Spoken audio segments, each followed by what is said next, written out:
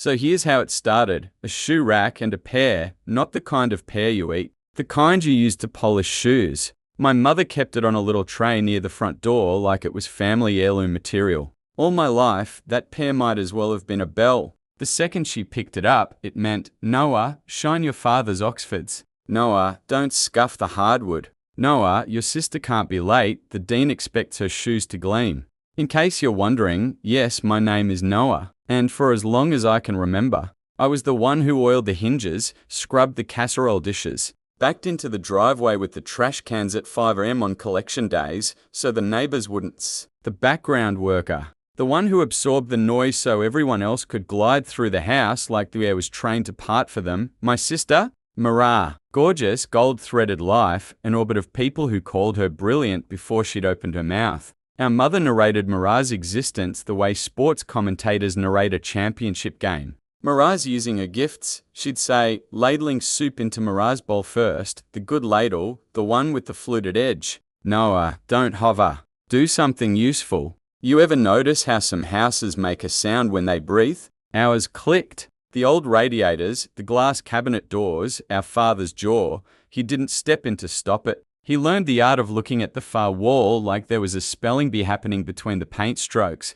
and if he looked away, the word would disappear. My father drank oolong tea and silence. He was decent in the way a locked door is decent at keeping wind out present, practical, but you still feel cold. Anyway, about the shoe rack. The day everything shifted, I was standing there lacing my own beat-up sneakers and glancing at that pair. The leather pair. The ridiculous symbol of servitude. It was Mother's Day weekend, the house buzzing with plans. Not Christmas Mother's Day. Worse, in our family. Like a coronation with store-bought frosting, but I had my own plan. Let's keep it tight, Noah, my mother called. She had that voice of someone who believes punctuality is a moral quality. The church gala starts at 6. The women's league will arrive at 4 to prep, and Marah needs you to pick up her dress from the tailor. They texted a mistake with the hem. They. You know who they were? Me. They was always me. I smiled, the polite little grin I'd perfected over 29 years. Got it, I said, and put my hand on the doorknob like I was about to run her errands.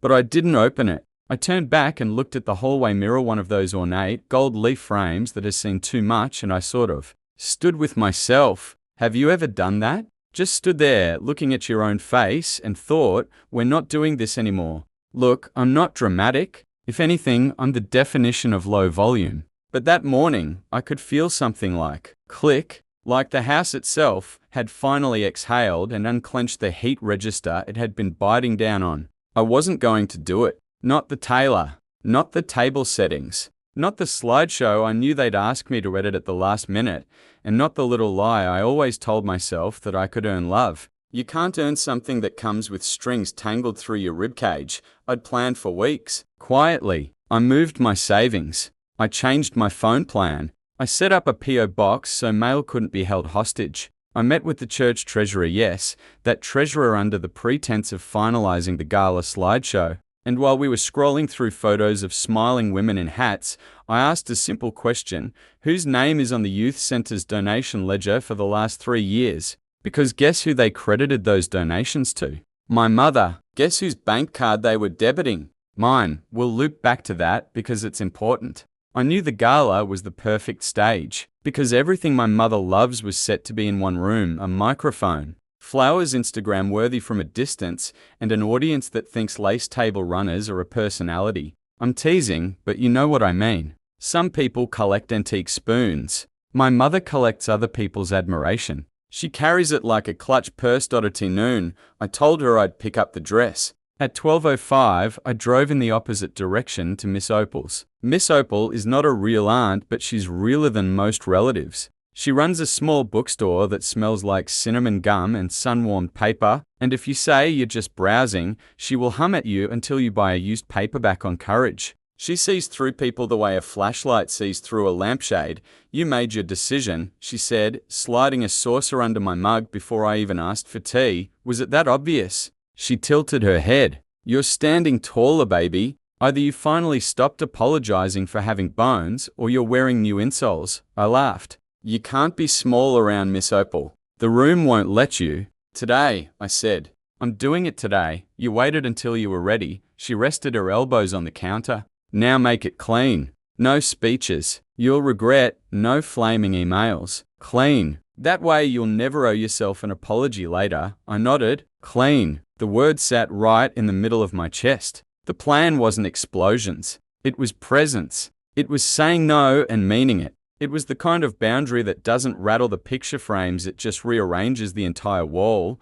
I left Miss Opal's with a paper bag of lemon cookies and an envelope she pressed into my hand. For after, she said, which is, if we're keeping track, top 5 mystic aunt moves of all time, back at the house. My mother was in the dining room with her clipboard, a thing of legend, where she'd written entire lives into compliance. You're late, she said without looking up. Mara's dress? I leaned against the doorframe. I didn't get it. She blinked. That's her tell. A microsecond of blip when the train jumps tracks. I see, she said, because she always says I see before she doesn't. Well, go now. And take the donation envelopes, the treasurer wants them numbered. I'm not doing that either, I said. She laughed the way a person laughs when the weather forecast contradicts their picnic. Noah, sweetheart, not today, exactly today. She set the clipboard down, precise as an accusation. We're celebrating mothers, the community, me. That last part wasn't irony, it was inventory. You have responsibilities. I do, I said. To myself, you ever watch a chandelier try to impersonate a guillotine? That was my mother's smile. She reached for the pear. Of course, she did. She picked it up like a talisman and pointed toward my father's shoes at the door. At least make yourself useful, she said. Shine your father's. He shouldn't arrive scuffed. Ah, the pear, the bell. My body knew that dance so well it almost moved without me. But I didn't. I walked to the entryway, picked up the pear myself, and slipped it into my pocket. My mother's eyebrows twitched. What are you doing? She asked. Retiring this, I said. Souvenir. Her voice went whisper sharp. That's mine. It never was, I said, and I swear even the radiators nodded. She stared at me for a long second, then reached for the tool she always used, Mara. Your sister needs you, she said. She has real things to focus on. A career. The dean will be there tonight. The new donors. You know how she gets before big nights. I do, I said. She gets catered. Now, I will be honest with you, the part of me that still wanted to please everyone started sweating like a guilty saint. What if I was cruel? What if I ruined the night? But another part of me, the part that had been handling receipts in the dark, put a hand on my shoulder and said, kindly enough, the church hall looked like a movie set by 4 o'clock. Lights strung, volunteers in pastel. A banner that read, the women who raise us. I carried in the photo projector, yes, I still schlepped the equipment, because I needed to plug in something else, and while my mother fluttered around greeting her kingdom, I went to the side room with the treasurer, Mr. Kinley, who wore bow ties like they were an apology. I brought the ledger, he said. He was nervous, like men get when they realize the real police are your boundaries, not the ones with badges. Are we doing this? We're doing this kindly, I said, just accurately. We replaced the printed donor placards. The new ones listed the correct names, the actual givers, not the figureheads my mother preferred. The youth center summer program had my name on it. Now, I didn't do it to see my name in vinyl.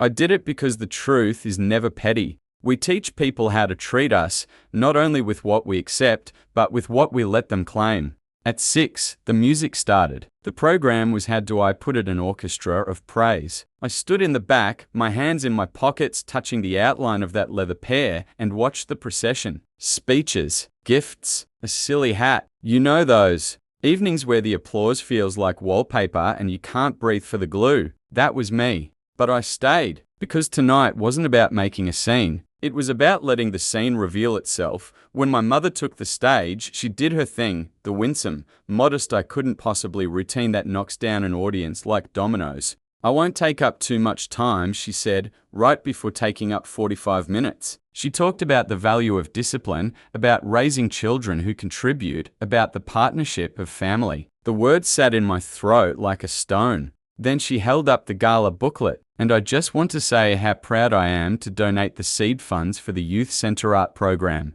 It's so important to nurture talent. I heard it, the soft murmur, the practice do. Then a ripple. Someone had already noticed. The new placard on the easel beside her didn't say her name. It said mine. My mother paused. Another blink, then she recovered. Of course, she said, swallowing the moment like a small bone. Noah is involved. He helps with logistics. She turned to the treasurer. There's been a printing mistake. I looked at Mr. Kinley, and to his credit, he stood up straighter than I'd ever seen. No mistake, he said into the MIC. His voice trembled, then firmed. The program was funded by Noah Arledge. Year after year, the ledger reflects that. We wanted to thank him. Somewhere behind me, a woman gasped. Somewhere in front, my sister shifted in her chair like her dress suddenly had opinions. My father reached for his tea. The room waited for the script, and for once, my mother didn't have it in her hands. She smiled. It was made of porcelain.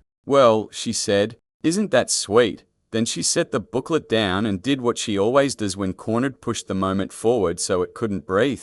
Onward. Marah, sweetheart, your announcement? Ah, yes, the announcement. The dean stood. He's one of those men who smells like expensive paper. He launched into a little speech about Marah's appointment to some advisory board. Committees love my sister. They can hear her resume walking down the hall. Then he said something I didn't expect. We'll also be launching a community internship with the youth program, he said. We were delighted to learn it was started by a local designer. We'd like to invite that person to speak. For a millisecond I thought, please let there be another donor. Please tell me there's some other Noah in this town who prefers lemon cookies to conflict. There isn't. I stepped forward because the floor didn't open up and the sky didn't carry me away. And I wasn't a ghost even though my mother had spent my whole life explaining me like a shadow.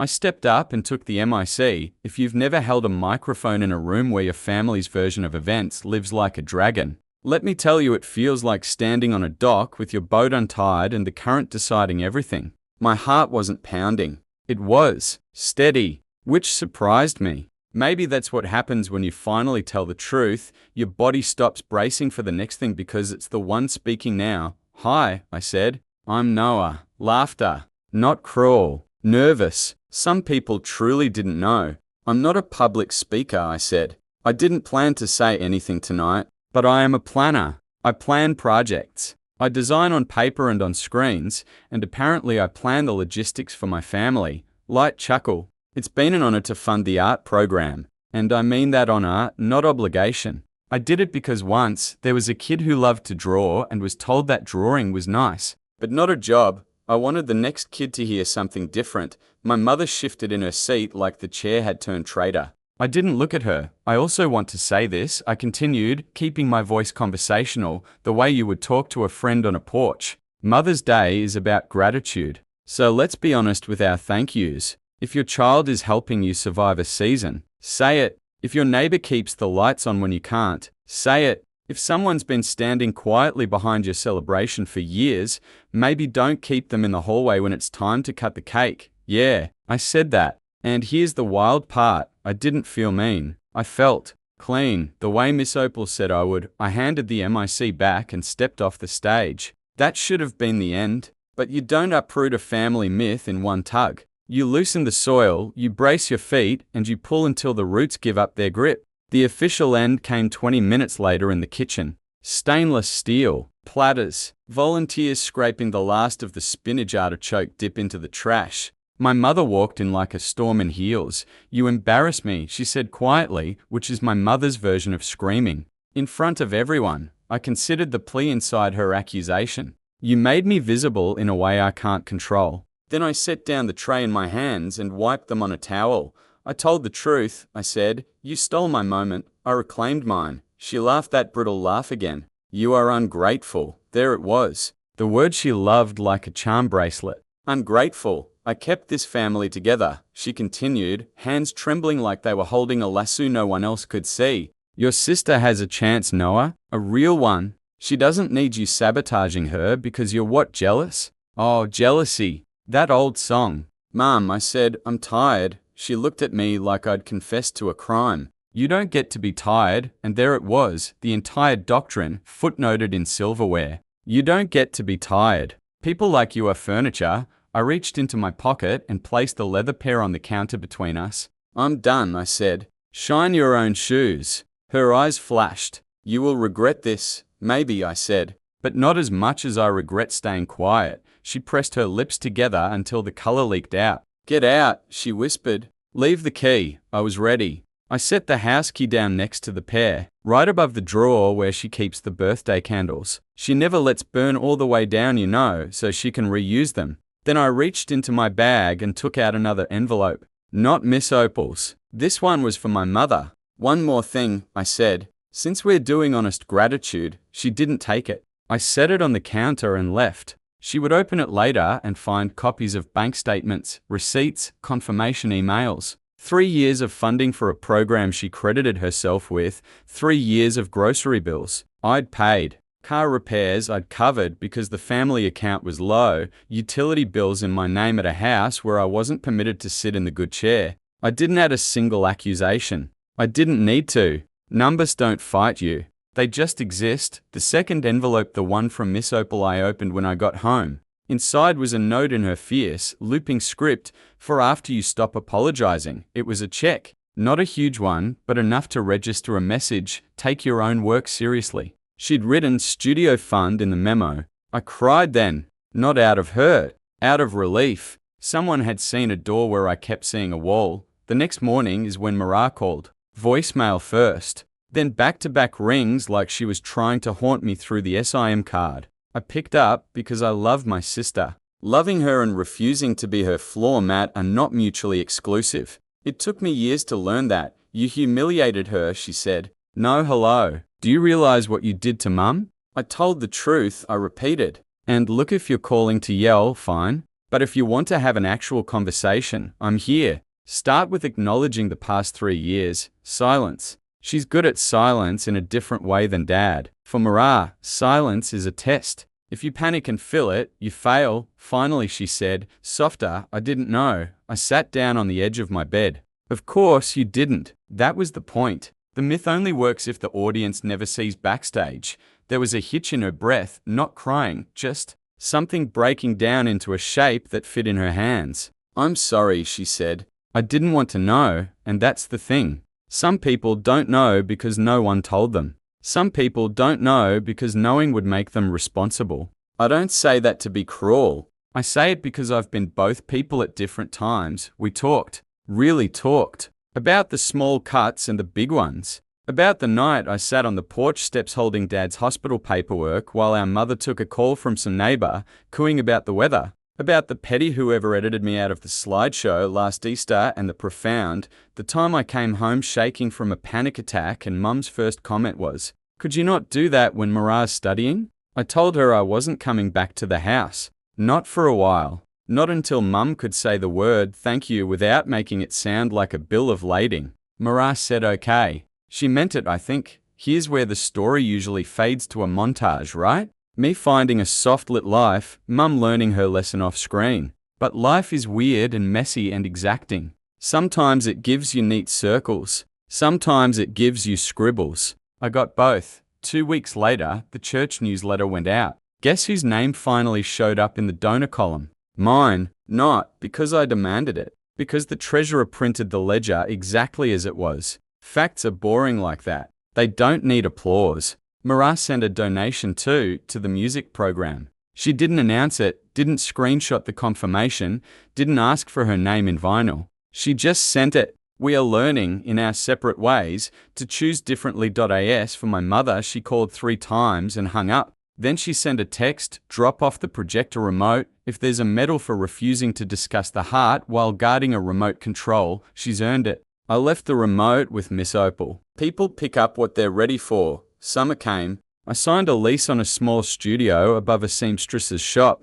I painted the wall the color of warm clay. I bought a second-hand drafting table that still had pencil ghosts in the wood. I took on work I actually wanted. Not the type slapped together at midnight out of guilt. The kind that made my knuckles itch with possibility. I taught 2 teenagers from the youth program how to use vector tools, and one of them designed a logo for his mum's food truck that made her cry in the good way. I also rested. I know, radical. I went to the park and lay down on the grass and watched a kite do its thing. And I didn't once calculate how many hours I'd need to make up for this laziness. You can call it healing. I call it remembering. I'm alive. The final crooked circle closed on a Sunday in August. I was in the studio when I heard someone trudging up the stairs. My father. He stood at the door like he needed clearance from a board. He held something wrapped in tissue paper. Your mother asked me to return this, he said, and I thought, oh good, the projector remote's valedictory lap. But it wasn't the remote. He unwrapped the tissue and placed the leather pair on my work table. I stared at it, then at him. He didn't meet my eyes. Your mother says it's yours if you want it, he said to the corner of the ceiling. What do you say? I asked. He shifted. The man could make discomfort look like posture. I say, he murmured, you shouldn't have had to polish my shoes. It was the closest he'd ever come to an apology. It wasn't everything. It was something. He walked to the window, looked out over the street, where the seamstress hung bright scarves from a line, like flags of a country where people tell the truth. Your mother has her ways, he said, which, in dad language, translates to, I enabled this. But I should have, he stopped. The sentence got stuck in a decade. You still can, I said gently. Start now. He nodded. Not a promise, exactly. An acknowledgement. Then he left, the tissue paper tucked under his arm like proof. He'd done the errand right. I stared at the pair for a long time. I thought about keeping it. Framed, maybe. Or weighted in a drawer to remind me of the weight I set down. In the end, I walked downstairs to the seamstress's shop, set it on the counter, and said, got any use for a leather polishing thing? She laughed. In this place? Always. She took it. And just like that, the bell was no longer mine to answer.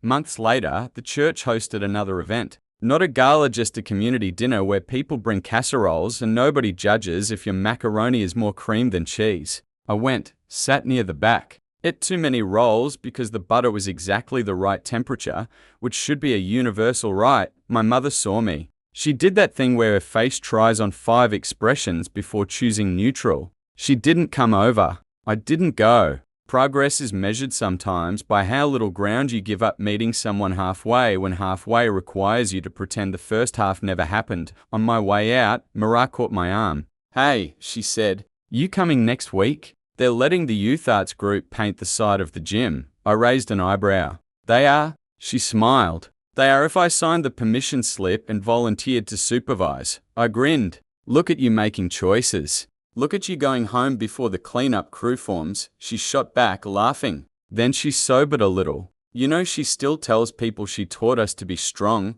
Let her, I said. She taught us something. Maybe not what she intended. We hugged. Not the dramatic movie kind. Just a simple, regular hug, where bodies say a thing, words can't without owing each other interest. Then I left, the evening warm on my neck, my studio light blinking a welcome in the distance. People always want to know the revenge part. Like, did I scorch the earth? Did she get her grand comeuppance? Did an apology letter arrive with a bouquet, the extravagant kind where you have to rearrange your furniture to make room? No bouquets. That's not how any of this works. There was something better though. Something I didn't expect to feel. Peace. Not the glossy kind that photographs well on a mantle. The quiet kind that lets you finally hear your own voice in a room you paid for yourself. The kind that makes food taste like food instead of obligation. The kind that lets you walk into your mother's orbit without getting dizzy. You want to know what I learned? That sometimes the bravest thing you can do isn't confronting a person at a microphone though. Hey, sometimes that's part of it. Sometimes the bravest thing is the long labor of calling your life back, piece by piece, from the places you gave it away and the places they took it. So if you're listening to this with your phone propped up against a water glass, and you're thinking about your own leather pair, whatever object your family used to ring you into service, maybe this is the sign. Retire it. You don't owe anyone a museum of your sacrifices, and if somebody tells you you're ungrateful for wanting to be a person in your own right, tell them the truth. Gratitude without respect is just a leash with a pretty tag. I'm good now. Not perfect. Not healed like a commercial. Good. Like a bruise that no longer aches when you press it. Good. Like sleep that finally sticks. Good like a life that's mine.so. What would you have done? Would you have handed them the MIC? Or taken it back like I did and kept your speech short and clean? Tell me your version, because I promise you're not the only one with a retired bell on your shelf if this story sat with you for a bit. Like a friend keeping you company on a long walk, subscribe and leave a comment. I read them all, even the ones that say same, especially those.